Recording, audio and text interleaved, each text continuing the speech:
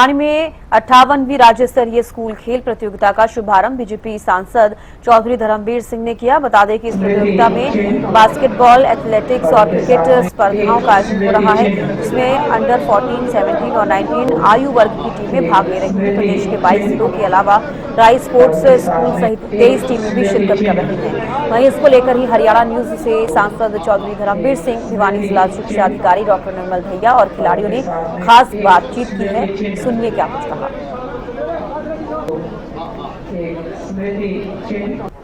भिवानी में 58वीं राज्य स्तरीय क्रीड़ा प्रतियोगिता का आज से आगाज किया गया। भिवानी महेंद्रगढ़ के सांसद चौधरी धर्मवीर सिंह ने इन प्रतियोगिताओं का शुभारंभ किया है। भिवानी के उपायुक्त साहिल गुप्ता और इनके अलावा भिवानी के विधायक घनश्याम दास सर्राफ भी यहां पर मौजूद रहे।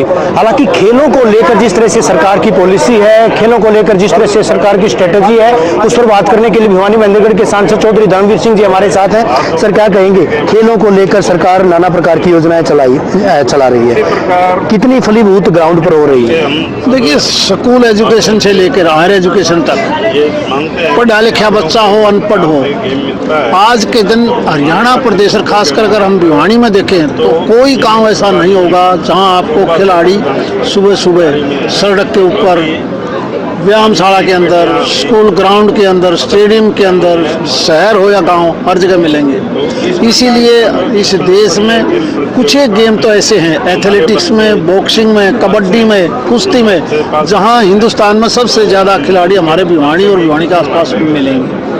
मैं तो बधाई देता हूं कि बच्चे अपने आप उनका इंटरेस्ट पैदा हो रहा है और इसी रफ्तार से अगर हम आगे बढ़े तो वो दिन दूर नहीं कि ओलंपिक में और एशियाड में हमारी टैली बहुत ऊपर आ जाएगी। एक बात कही जाती है, ओलंपिक में या कॉमनवेल्थ में पदक आने के बाद कहीं न कहीं ये कहा जाता है कि जो है निचले स्तर पर इनामों की उस वक्त बौछार की जाती है, लेकिन आपको नहीं लगता चाइना की तर्ज पर अगर बच्चों को शुरुआत से ही वो सुविधाएं मुहैया करवाई जाएं तो निश्चित तौर पर हरियाणा खेलो इंडिया का मकसद यही है कि बच्चों को शुरुआती तौर पर ही हम मदद करें।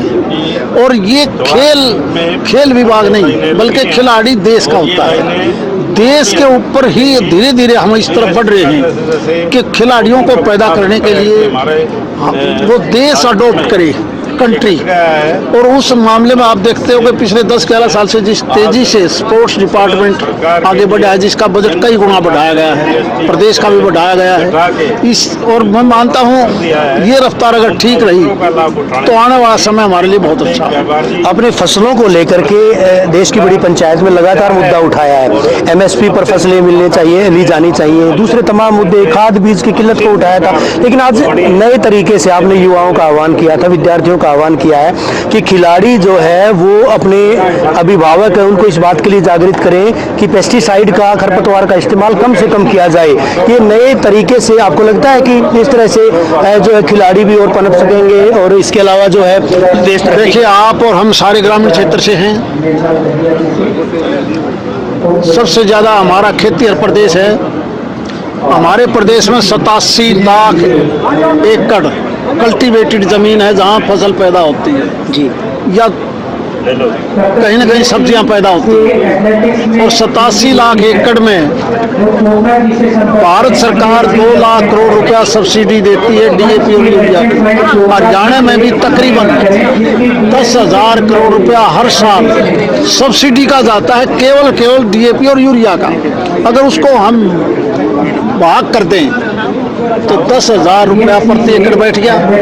अब तो समय आ गया कि किसान ही भारत के प्रधानमंत्री से रिक्वेस्ट करें कि हमें DAP यूरिया नहीं चाहिए, हमें ये पैसा डायरेक्ट अगर हमारे किसान को मिल जाएगा तो वो किसान गोबर का खाद, ऑर्गेनिक फसल पैदा करना शुरू कर देगा। सदन में आप इस मुद्दे को उठाएंगे? सदन नहीं, मैं तो जब आपके सामने कह रहा हूँ वैसे थोड़ा कह रहा हूँ। अरे वही पैसा विदेश में जा रहा है आपका DAP यूरिया का, जहर आप खा रहे हो, और उसी पैसे से अगर आप गोबर का खाद, ऑर्गेनिक फसल पैदा करोगे, पूरा करकट खत्म होगा। वही पैसा हमने अगर अलग पैसा नहीं बढ़ाना, लेकिन इस बात की डिमांड किसान करे, प्रदेश सरकार से करे, केंद्र सरकार से करे, ताकि हम जहर मुक्त फसल पैदा कर सकें। एक आखिरी सवाल, ये चर्चाएं हैं कि DAP की और खाद की किल्लत इसलिए पैदा की जाती है ताकि लोग कम से कम इस्तेमाल करें। मैं कहता हूं तो हमने भी नहीं करना चाहिए। DAP यूरिया तो जहर है।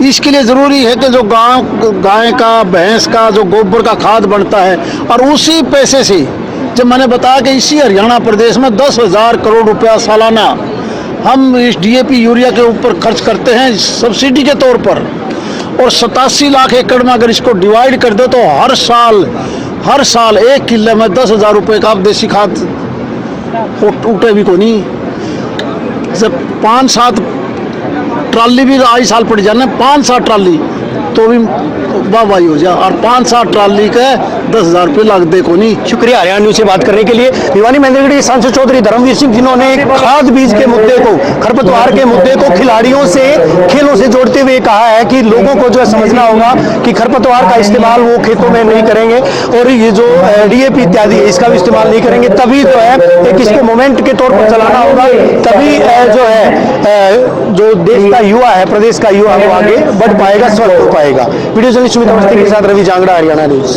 मिनी क्यूबा और छोटी काशी के नाम से मशहूर भिवानी में आज राज्य स्तरीय स्कूली खेल प्रतियोगिताओं का आगाज किया गया है।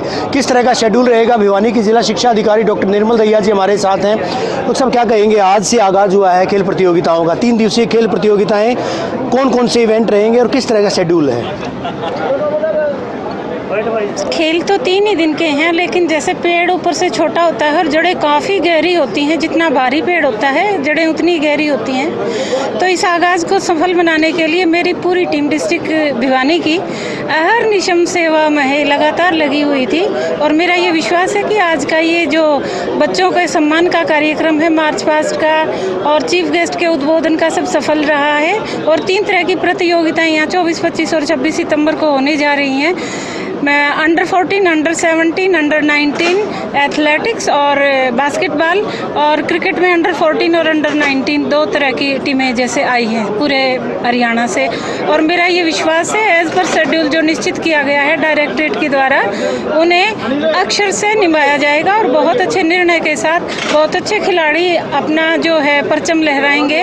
और मेरा ये विश्वास है कि इन राज्य स्तरीय खेलों में जो जीत के आएंगे खिलाड़ी, ये राष्ट्रीय स्तर पर भी हरियाणा राज्य की धाक जमाएंगे। भीषण गर्मी, उमस, लेकिन बावजूद इसके खिलाड़ियों का हौसला जो है मार्च पास्ट के दौरान अच्छा खासा देखा गया था। लगता नहीं है कि खिलाड़ी जो इन चीज़ों की परवाह नहीं करते हैं। और एक अपील भी की गई थी आज भिवानी महेंद्रगढ़ के सांसद के द्वारा, जिस तरह से पेस्टिसाइड का लगातार इस्तेमाल किया जाता है, कम से कम खासकर विद्यार्थी जिनको स्कूल में अगर 2 दूनी 3 पढ़ाया जाता है तो वही बात जो है वो इम्प्लीमेंट करते हैं, यानी जिस तरह से टीचर उनको बताते हैं। तो उनसे जब अपील की गई तो आपको नहीं लगता कि ये तमाम चीज़ें यहाँ फलीभूत होंगी? जी बिल्कुल। जहाँ तक बच्चों के उत्साह की बात है तो उत्साह के आगे सब फीका होता है। उत्साह सब चीज़ों के ऊपर विजय पा लेता है। उत्साह वही कहा जाता है जो विभिन्न आने वाली कठिनाइयों से पार पा जाए। अगर पार ही नहीं पा पाए तो वो उत्साह नहीं है, वो सफलता नहीं कही जा सकती। तो मेरे खिलाड़ी आज पूरे हरियाणा के इस चीज़ में भी सफल रहे हैं कि अपने उत्साह को बनाए रखा। बावजूद भयंकर गर्मी के, तेज़ धूप के, उन्होंने अपने ऊपर इस चीज़ को, मौसम को हावी नहीं होने दिया और पूरे जो है उत्साह के साथ जो एक खेल की भावना होती है उसका प्रदर्शन किया।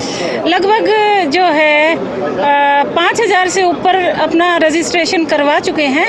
और जहाँ तक माननीय सांसद की बात है तो उन्होंने जिस हिसाब से अपील की वो उनका ट्रू अप्रोच थी, क्योंकि सबसे अजीज अगर माँ बाप के लिए और इस समाज के लिए है तो वो बच्चे हैं। भारत का राष्ट्र निर्माता है तो वो बच्चे हैं। किसी घर का जो है भावी निर्माता है तो वो बच्चे हैं। हमारी शान है तो वो बच्चे हैं। अगर बच्चे किसी चीज़ को ठान लेंगे तो हो नहीं सकता कि उस कार्य में हमें सफलता ना मिले। आजकल जो है पेस्टिसाइड्स और कृत्रिम कृषि के रूप में, जो जहर के रूप में चाहे न चाहे हमें खाना पड़ रहा है, उससे मुक्ति पाने का अन्य साधनों के साथ साथ ये भी एक उपयुक्त उपाय है कि हमारी जनता सजग हो जाए। सजग जनता, सजग राष्ट्र, सजग बच्चे। और मेरा ये विश्वास है कि हम न केवल इस संदेश के द्वारा भारतीय जनता को बल्कि संपूर्ण मानवता को एक संदेश दे रहे हैं। 21 जिलों को छोड़कर 22वें जिले भिवानी को जो है ये मौका मिला है, कितना गौरवान्वित आप महसूस कर रहे हैं? ये बहुत गौरव की बात है। और क्योंकि भिवानी जिले को तो खेल की हब ही माना जाता है। अभी पीछे राष्ट्रीय वर्ल्ड बॉक्सिंग की जो प्रतियोगिता हुई है उसमें हमारी 3 बच्चियों ने गोल्ड, सिल्वर और ब्रॉन्ज मेडल जीते हैं।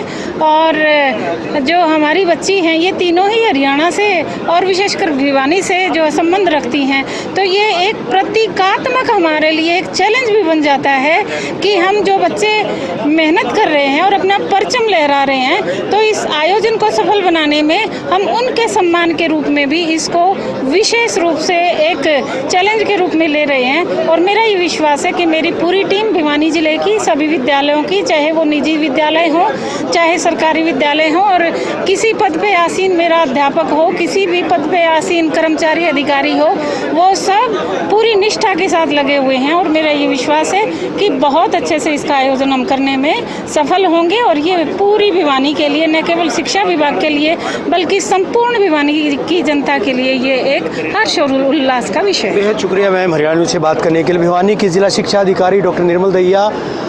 करीबन 5000 विद्यार्थी इस पूरी खेल स्पर्धा में, खेल महाकुंभ में शिरकत कर रहे हैं। और 3 दिवसीय इस प्रतियोगिता की अगर बात करें तो निश्चित तौर पर न केवल भिवानी शिक्षा महकमा बल्कि जिला प्रशासन भी पूरी तरह से मुस्तैद है, खेल विभाग पूरी तरह से मुस्तैद है और इस खेल महाकुंभ को सफल बनने के लिए तमाम प्रयास जो है किए जा रहे हैं। वीडियो जर्नलिस्ट सुमित अवस्थी के साथ रवि जांगड़ा, हरियाणा। भिवानी में आज से 58वीं राज्य स्तरीय स्कूली खेलकूद प्रतियोगिता का आगाज हुआ है। कुछ खिलाड़ी मेरे साथ हैं, संभवतया ये खिलाड़ी क्रिकेट के खिलाड़ी हैं क्योंकि क्रिकेट की किट इनके पास है। कहाँ से आए हैं, किस तरह की तैयारी, इनसे बात करेंगे। आपका नाम जानूंगा सबसे पहले, कौन सी इवेंट में आप भाग ले रहे हैं? जी, मेरा नाम रशीद ढिल्लो है। हम यहाँ अंडर-19 क्रिकेट टीम के लिए आए हैं। कहाँ से आए हैं आप? फतेहाबाद।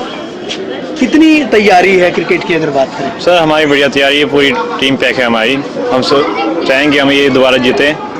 इस साल हम, हाँ जी, हम 17 जीते इस साल, पिछले साल, इस साल भी हम जीते।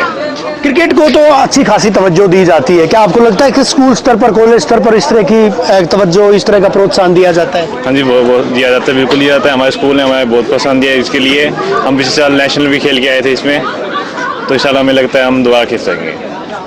कितनी तैयारी, आपका नाम जानूंगा सबसे पहले। मेरा नाम जशन है और तैयारी फुल है। जशन, क्या आप बैटिंग करते हैं, बॉलिंग करते हैं? मैं बैटिंग ऑलराउंडर। ऑलराउंडर है, तो लगता नहीं है जिस तरह से प्रो क्रिकेट जो है वो प्रोफेशनल क्रिकेट शुरू हुई है, IPL जिस तरह से चल रहा है, तो आप लोग जो है स्कूली स्तर से उठ कर ऊपर जाएंगे? लगता है जाएंगे। प्रैक्टिस हार्ड है। प्रैक्टिस हार्ड है, तैयारी पूरी है।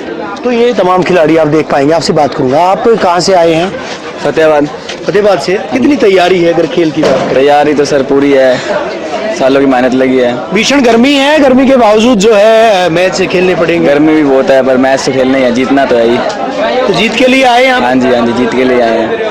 नाम क्या होता है आपका? शेखर। शेखर जो है ये फतेहाबाद से हैं। उससे पहले हमने 2 अन्य खिलाड़ियों से बात की थी। इनका कहना है तैयारियां पूरी है, मुकम्मल है। भीषण गर्मी है, बावजूद इसके इन लोगों का जोश, इन खिलाड़ियों का जोश कम नहीं हो रहा है क्योंकि ये नींव है। यहाँ से जब नींव जो है मजबूत होगी तो निश्चित तौर पर बड़े बड़े गेम, चाहे रणजी की बात करें, उसके बाद IPL की बात करें, ये लोग उनमें भी जाने के लिए पूरी तरह से तैयारियां कर रहे हैं। वीडियो जर्नलिस्ट सुमित अवस्थी के साथ रवि जांगड़ा, हरियाणा न्यूज़।